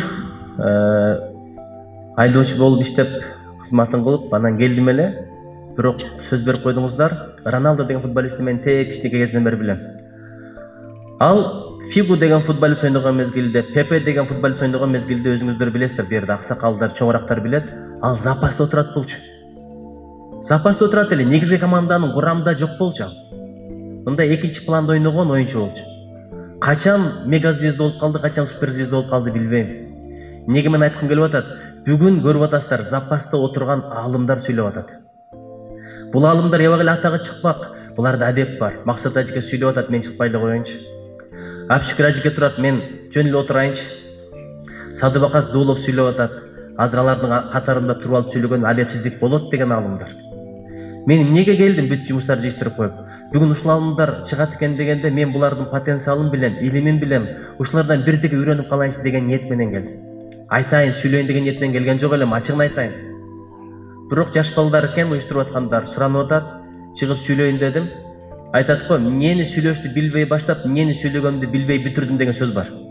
Азыр ошентип эле чыгып алдым. Сабыр кылып угуп коюңуздар. Оозумдан эмне чыгат бир Алла Таала билет. Бирок Алла Таалага таянып чыктым. Бирок устаздар турган жерде сүйлөштөн аябай тартынам. Бул аалымдардын ар бири болгон чакты мага бир өмүр жетеби жетпей бир Алла Таала билет. Булардын илими, булардын деңгээли, булардын даражасы такыр башка. Азыр деле анча-мынча маселе болсо сурайм ушул устаздардан. Көзгө көрүнбөй жүргөнү менен жерде жаткан жумуртка бир кезде асманда учкан куш болот дейт. Ушул устаздарды колдоп, ушул устаздардын сөзүн уккан келгениңиздерге чоң рахмат. Ушул устаздардын батасы тийсин. Балдарыңыздар жок эле дегенде, жаман дегенде ушул устаздардай болсун. Чоң рахмат сиздерге.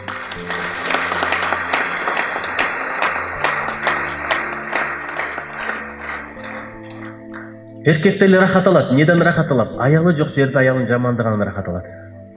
Мен жакшы эле рахаттанып жүрдүм эле. Бирок азыр бир балекет бар экен, Instagram деген. Сөзсүз бирөө түз эфирге коюп коет экен.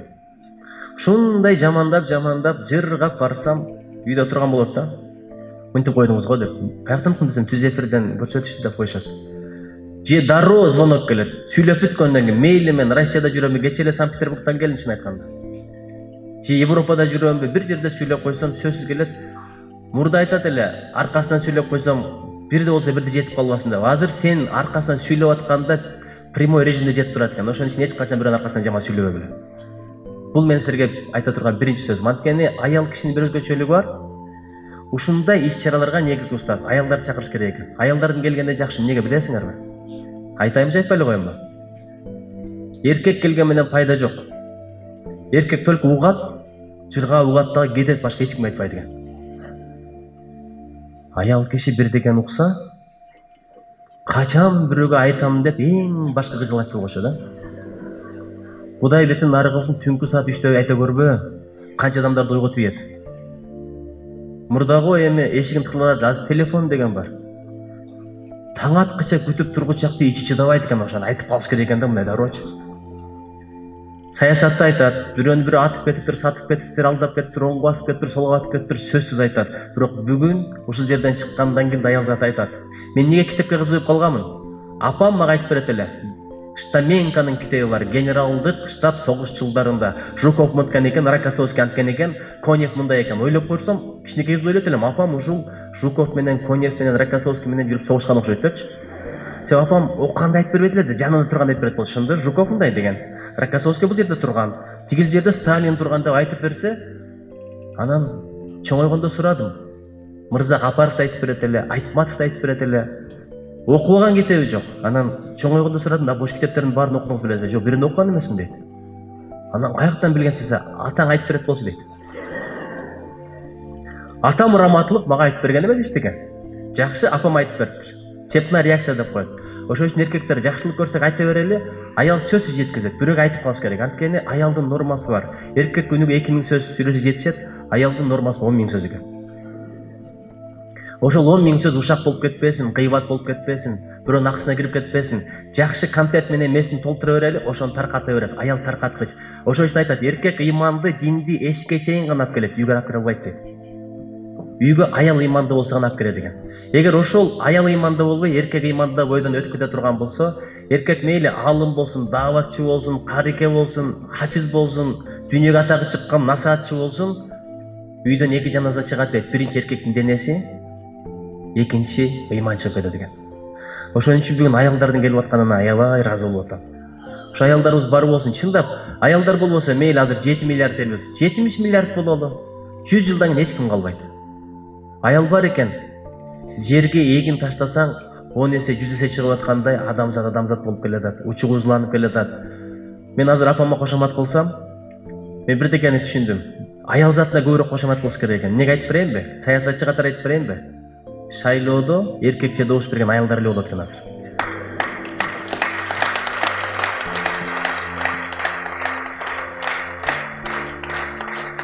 Добуш берем десе, мурда айтат эле эркекчеби деп, азыр аялчабы деп эле сурабыз керек экен. Эркектер макул, албетте деп байкуш көңүлдөнө толбой, аяка секирип алдап коет экен, көз ойнай баштайт да мынтип. Аял киши добуш берем деди, берет экен. Жөн эле өзү бербейт экен да. Таятасына чалат экен. Турциядан чалып алып апасына чалат экен, атасына чалат экен. Азыр эркекче иштеп калган ушу аялдар эле болуп калыптыр. Ошон үчүн аялдардын көңүлүн ала берели, кем болбойсуң. Бир айткандай эч качан кем болбойсуң. Ошого рахмат, аялдарыбыз бар болсун, жараткан жары болсун, жүзүңөр жарык болсун. Мага бирөө литвалык бир эже 2001 жылы Польшага барганда жакшы бир суроо берген. Кокус дейт, анда бойдокмун. бойдок мезгилде келечекте аялым кандай болот экен деп ойлонуп бересиңерби? Мээрде отурат бойдоктор өзү деле жыргай берет. Аялым мындай болсо керек, андай болсо керек. Кыздар деле ошондой. Бирок туура айтат да, Семетойду ойлойт, Манасты ойлойт, анан Принц на белом коне ойлойт. Бирок турмушта анча-мынча кемчиликтерин көргөндө көңүл бат калып калат. Ошон үчүн мындай ишенгиле, силер сүйүп турмушка чыккан жигит канчалык идеалдуу болбосун, ал деле бир күн топуракка айлана турган, ошого ишенип койгула. Анын да кемчилиги бар, ошону билип баргыла, даярданып баргыла. Анан качан бул уруштар ушундан башталат да, мен сени мындай деп ойлогон жок элем деп. Ал сенин оюңдун проблемасы, анын проблемасы эмес.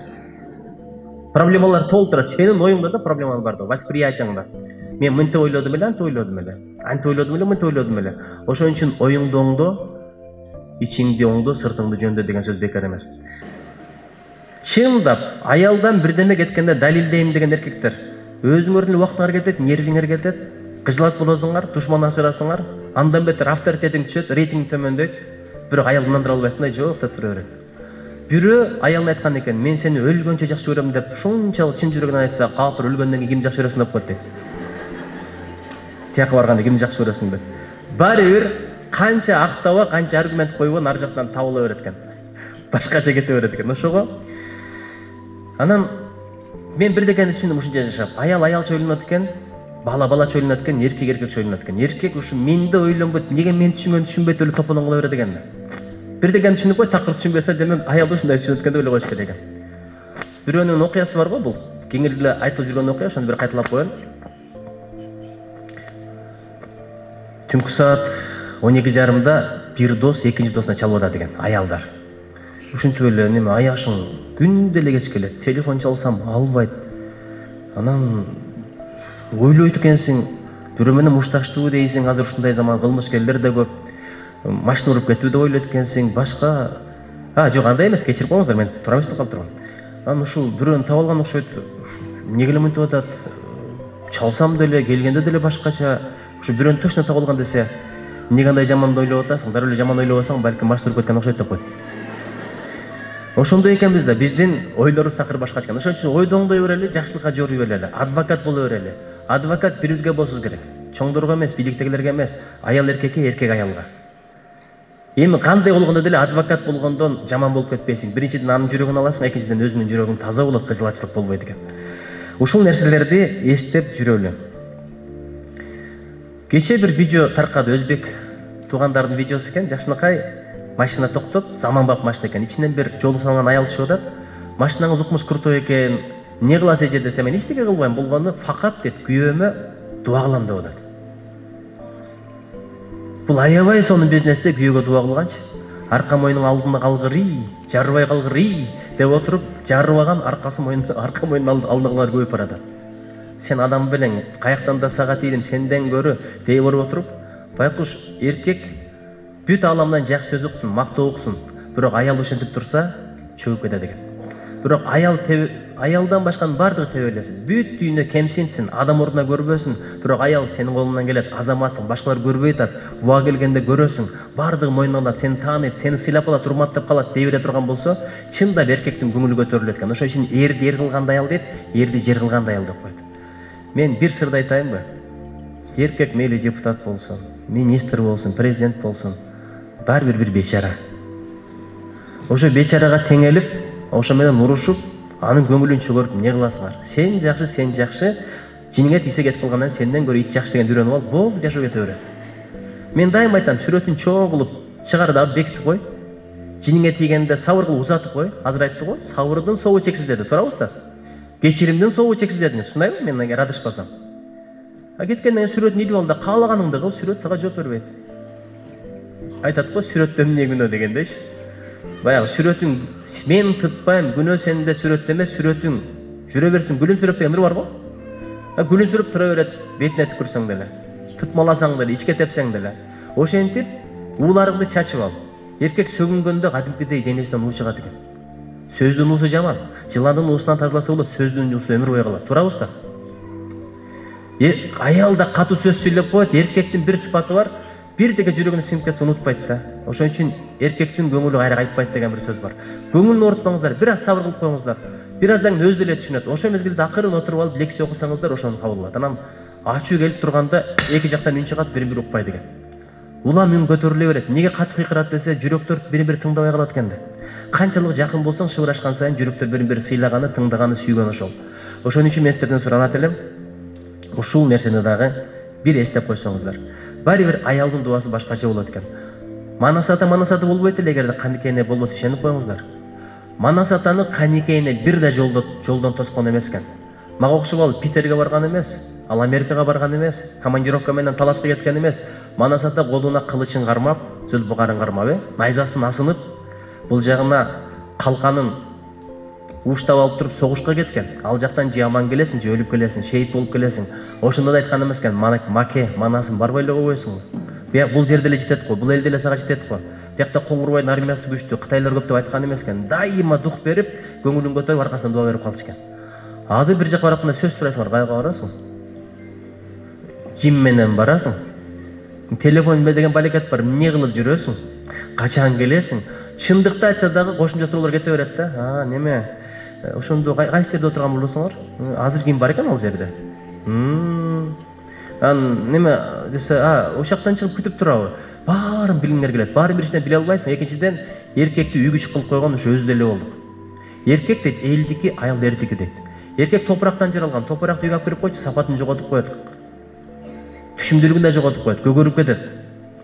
Ошон үчүн көп эле тыя бербейличи, кыса бербейличи. Бекер сөз айткан эмес, аялдын дейт, жаманы эрди коруйт, эрдин жаманы жерди коруйт деп. Корган менен баары бир максатыңа жетпейсиң. Кыжылаччылык болот, ишенбестик болот, уруш талаш болот. Анан бара-бара өзүнө болгон суйурматы, ишеничи кете баштайт. Мокок, үй күчкө эркектин эч кимге кереги жок. Эркектин жолбарыс арстан болгондо жакшы. Ошон үчүн күчүк да болсо арстан дей бер, бир күн арстан болот. Сөзү болот, андан кийин өзү болот. Ошого мен бечара дегеним бекер эмес. Ошо бечараларга теңелбей эле сен жакшы, сенден көрө дегенин мен калган айтпай эле коеюн. Мындайлар жакшы эстеп коесуздар да.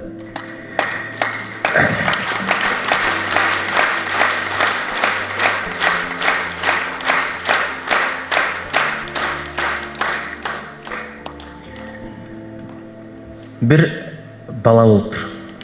Төрөлгөндөн ошондой болгонбу, же бир кырсык болгонбу, айтор бир кулагын жоготуп алыптыр да. Ал билинбейт бала кезде. Бирок бойго жеткен мезгилде, тестери болгон мезгилде кадимгидей кыжылатчылык болот. Мен эсимде бар, бул жакта бойдок чыга баштаган мезгилде айланайын ушундай өңүм ушундай болуп калабы деп күзгүнү карап жаман кыжылатып отурган. Анткени чачтарды деп прическа жасай баштаган мезгил болчу. Бир мезгил болго чачын кырып койсо деле баары бир. Ал мезгилде сага оюнчук кызык. Чоңойгондо оюнчук сатып алам бүт акчама деген мезгил болгон белесиздер да. Айлык алсам бүт бардыгына башка эчтеке жебейм, лагман да жебейм, беш бармак да жебейм, мороженое сатып алып жейм деген учур болду эле. Ошондой эмне кызык болсо бала ошончо эле кылат экен. Анан бир учур келет, оюнчук кызык болбой калат, оюн кызык болбой калат. Сулууланган келип калат. Анткени кичине мындай переходный возраст, ал бул классташтар карап турат, бир жаш кичинекей кыздар карап турат. Ошо мезгилде бир кемчилик болсо кыжылат боло бересиң да. Досум экөөбүз автобус жок заманда центрге барып, врачтардан май жасатып келип, ушакты шыбайбыз деп жаман аракет кылганбыз. Бойдок деле өсө доор экен, ал деле кийин кетет. Эч кыжылат болбогон. Анан ошентип жүрүп, баягы тесттер болуп, бой тарткан мезгилде өтө катуу кыжылат болот экен баягы балачы. Анткени мен үйлөнүшүм керек, жакшы көрбөгөн кыздар эми жакшы көрбөй калабы, мага ким тиет деп кыжылат болгон мезгилде апасы келип баштан сылап, балам дейт экен. Кулак өсө турган нерсе экен, туташ кете турган нерсе экен. Мен сага бир донор таптым. Ал донор сага кулагын бере турган болду. Кудай калса кулактуу болосуң дейт экен. Макул дейт. Учуру келет, операция болот пластикалык. Кулак уланат, чындап эле жабышып, жармашып өсүп кетет. Бала ушунчалык келишимдүү бала болот. Көптөгөн тилдерди үйрөнөт. Спорт менен машыгат. Чач десе чач, баш десе баш, өң десе өң, бой десе бой, келбет десе келбет, акыл эс десе акыл эс. Ушунчалык келишкен жигит болот. Эң соң университетке тапшырат, дипломат болот. Дипломат болуп чет өлкөгө иштеп кетет. Анан келип үйлөнөт. Аябай татынакай, эстүү, берекелүү, жакшы жердин кызына үйлөнөт. Анан кайра кетет. Ошентип жүргөн мезгилде кабар келет. Тез келе кал, апаң өтүп кетти деген. Учуп келет. Апасы дайыма жолук менен жүргөн аял экен. Анан сөөгү менен коштошоюн деп кирет экен. Кирген мезгилде жолукту алып койгон экен. Караса апасынын бир кулагы жок экен да. Чын, аял эркекти сүйөт, сыйлайт, урматтайт, күйөө үчүн бардыгына даяр. бирок күйөөгө көз бергенге даяр аял жок. Күйөөгө кулагын бергенге даяр аял жок. Күйөөгө өмүрүн бергенге даяр аял жок. Мен ушунчалык катуу ооруп калганда апам бир эле сөзүн угат элем. Кудай ушул оорусун мага эле берип койчу деп. Мен азыр атамын, балдарым ооруса, ошол сөздү айта албайм. Ата да канчалык болбойт экен. Ошон үчүн апалар бар болгулачы. Чын, силердин жүзүңөрдү карап отурганда сооп чексиз. Силердин сөзүңөрдү угуп отургандай сооп чексиз. Чын айтам, апам менен балам деле тематикасы башка. Апам менен сүйлөшкөндө апамдын баардык эле тематикасы мага керек эмес, бирок аябай кызык.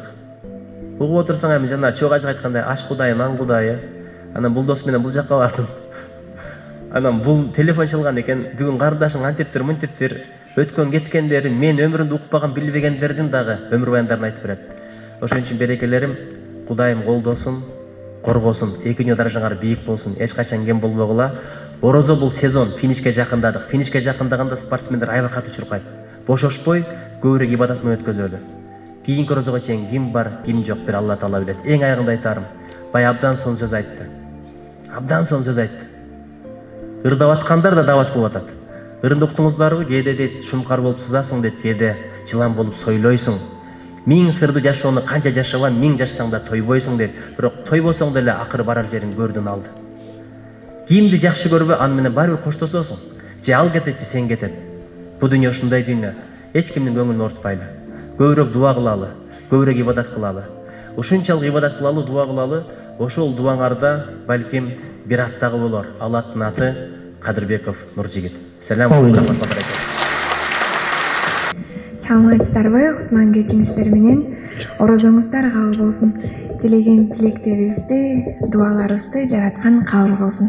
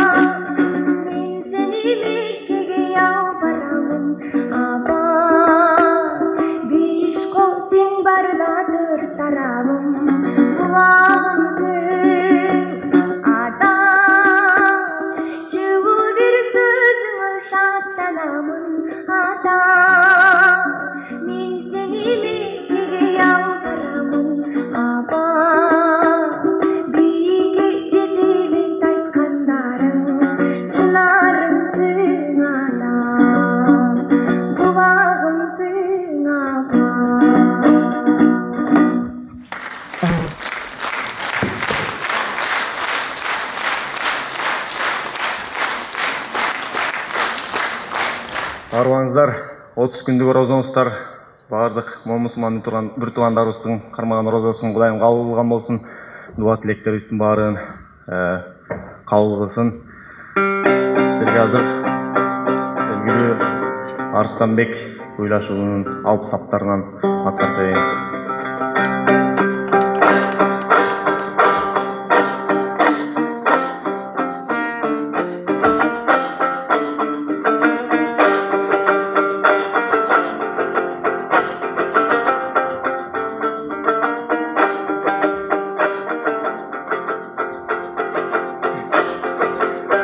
Saydın gana başına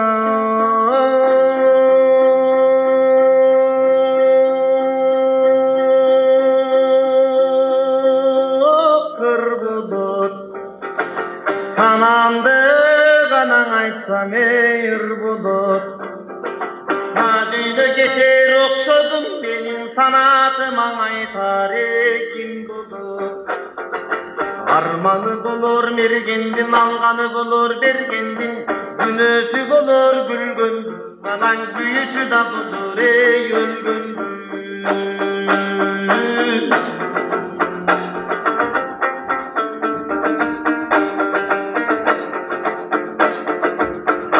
Totonun kana başına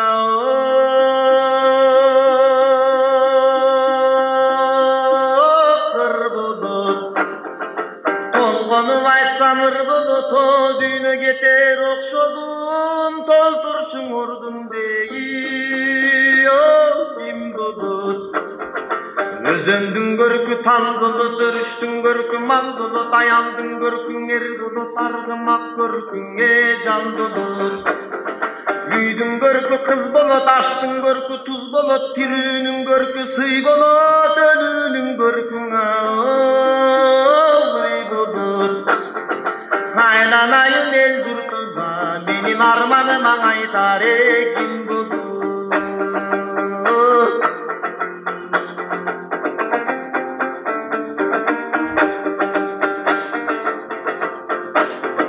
Dilim bir gana şıngır değil,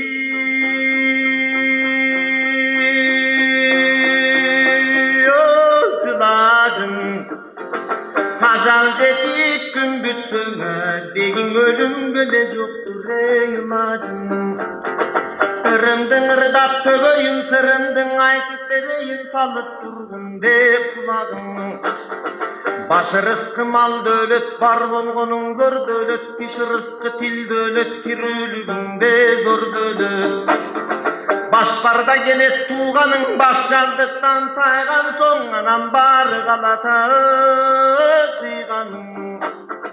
Göz barda gelet tuğanın göz yumulup ketken son görünböy galata cıyganın.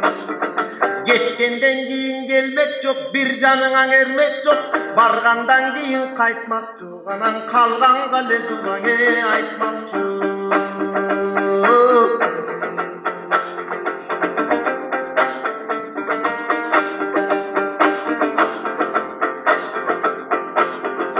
Jakının gala menen da jolaşma Önbös bir gana donunge dolaşma Sözün oktoy jamandan jakın bir jürböyda olaktap Karının sözün kapka salgal kozundan uska var Söz gezegi gelgenden akırı başka bir önün kalız sözünden aytasan Az gün çölü gömürdün arkı terki teminip anan argıma katında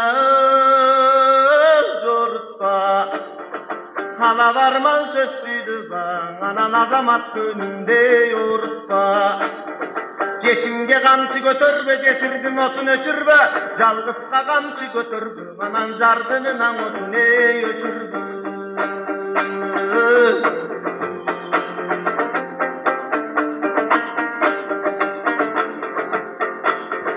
Hayratın gana tonuna Bussada Kaşığın gana gölbüne sussa da Ağzından çıkan sözünden zoğulanıp uçsadan elmenen sen biyiksin, elden çıksan de giyiksin. Havarın günge getse da cıldızga kolun jetse da jaratkandın düynösü büt kolun ana ötse da elmenen sen adamsın, kan temelden bir çıksan jamansın.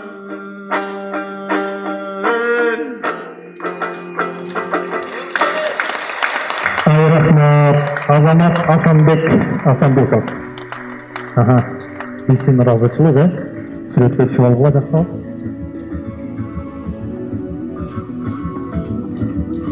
Урматтуу бүгүнкү биздин тойго келген кадырман коноктор, кудагыйлар, жээн такебелелер,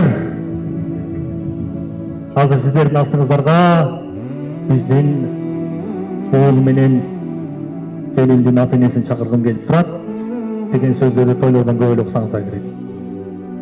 Азыр сиздердин астыңыздарга ушул иш-чаранын уюштуруучулары, ушул иш-чаранын ата-энеси десек да болот, чакыргым келип турат. Кубанычбек уулу Элемон жана Канатбек уулу Дастан белгилүү сөзчүлөрдө мына экөөнүн эмгеги зор.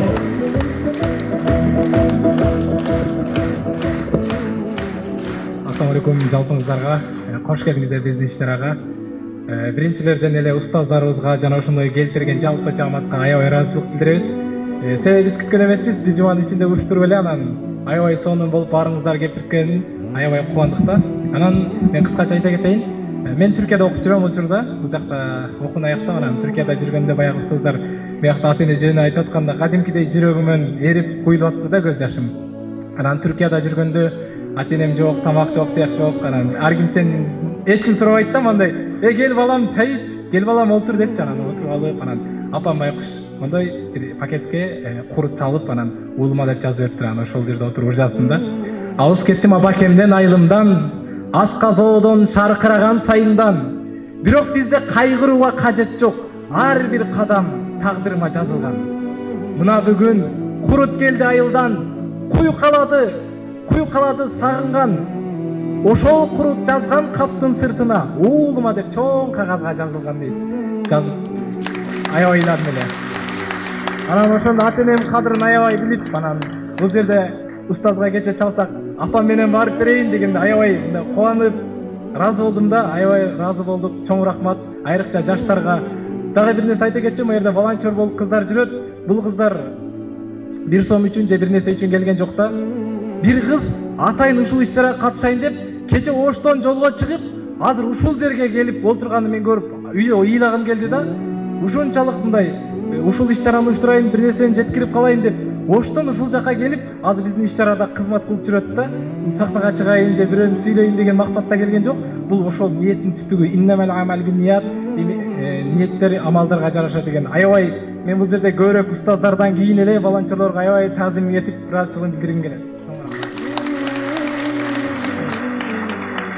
Assalamu alaikum, урматтуу алыстан жакындан келген коноктор, Алла разы болсун, чоң рахмат.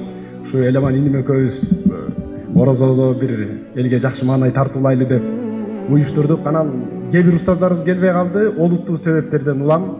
Анан чалып бизге түшүндүрүп айтышты. Бирок биз да ошо программаны алардын эмесин кылып түзөп кеттик, Кудай буюрса.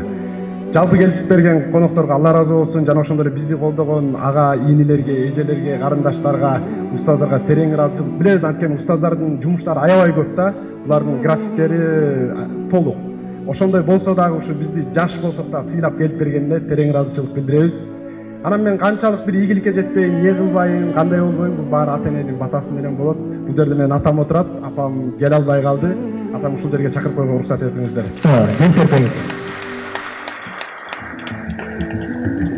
Устаздарыбыз айтат, кандай болбосун ата-эненин батасын алгыла, ата-эненин батасы периштедей болуп түз кабыл болот дейт. Ошондуктан не иш болбосун ата-энебиз бар болсо ата-эненин батасын алалы.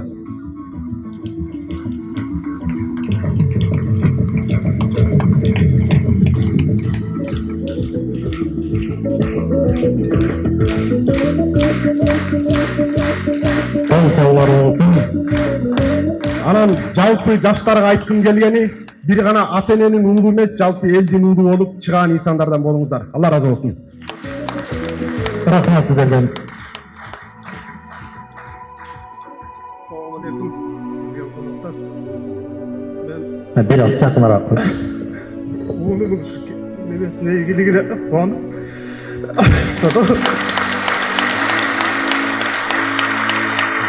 Allah barınızdan razı olsun. Dileyen oy maksatlarımıza Allah salam. Var dileyen oy maksatlarına şu kelip vergen konuklarını bardığınızların dileğinizlerde kanday jakşı oy maksatlar varsa şolарды Allah salam öz kabul kılsın. Rabbana atina dünya hasana ve fil ahireti haseneten ve qina azabannar.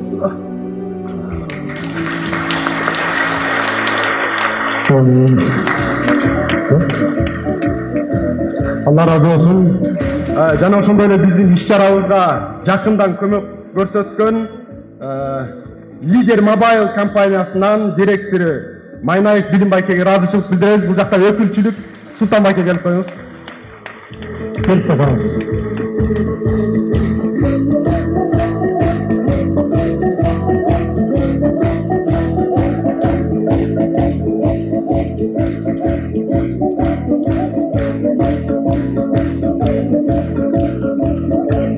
Жана ошондой эле көптөгөн кызматтарды кылып жүргөн өзүбүздүн досубуз Калпак брендтин негиздөөчүсү Жылдызбек уулу Нурсултан досумду чакырып коюңуз.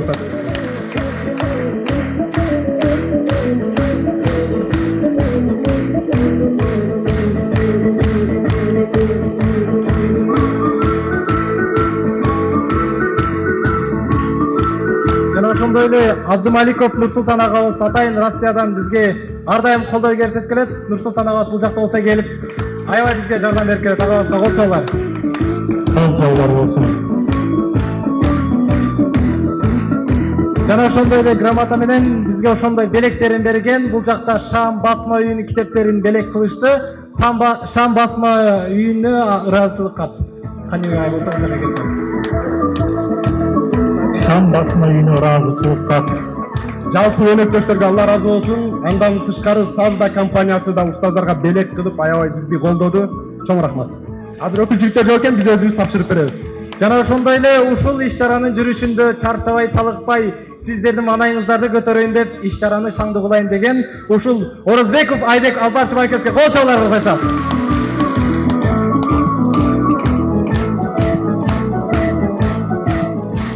Жалпыңыздардан Алла разы болсун. Жаш болсок дагы биздин кадырыбызды сыйлап келип бергениңиздер үчүн Алла разы болсун. Буйруса мындан да чоңураак масштабтуу иш-чараларды уюштурабыз.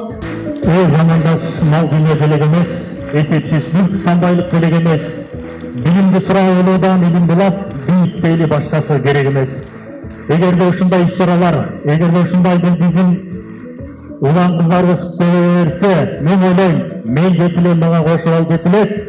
Мезгил өтөт, эл күткөн эр жетилет. Мейлеп жүргөн коңшунун жеми болбой, мекенибиз өксүй бербей тем жетилет. Тем жетилген өлкөнү куралы.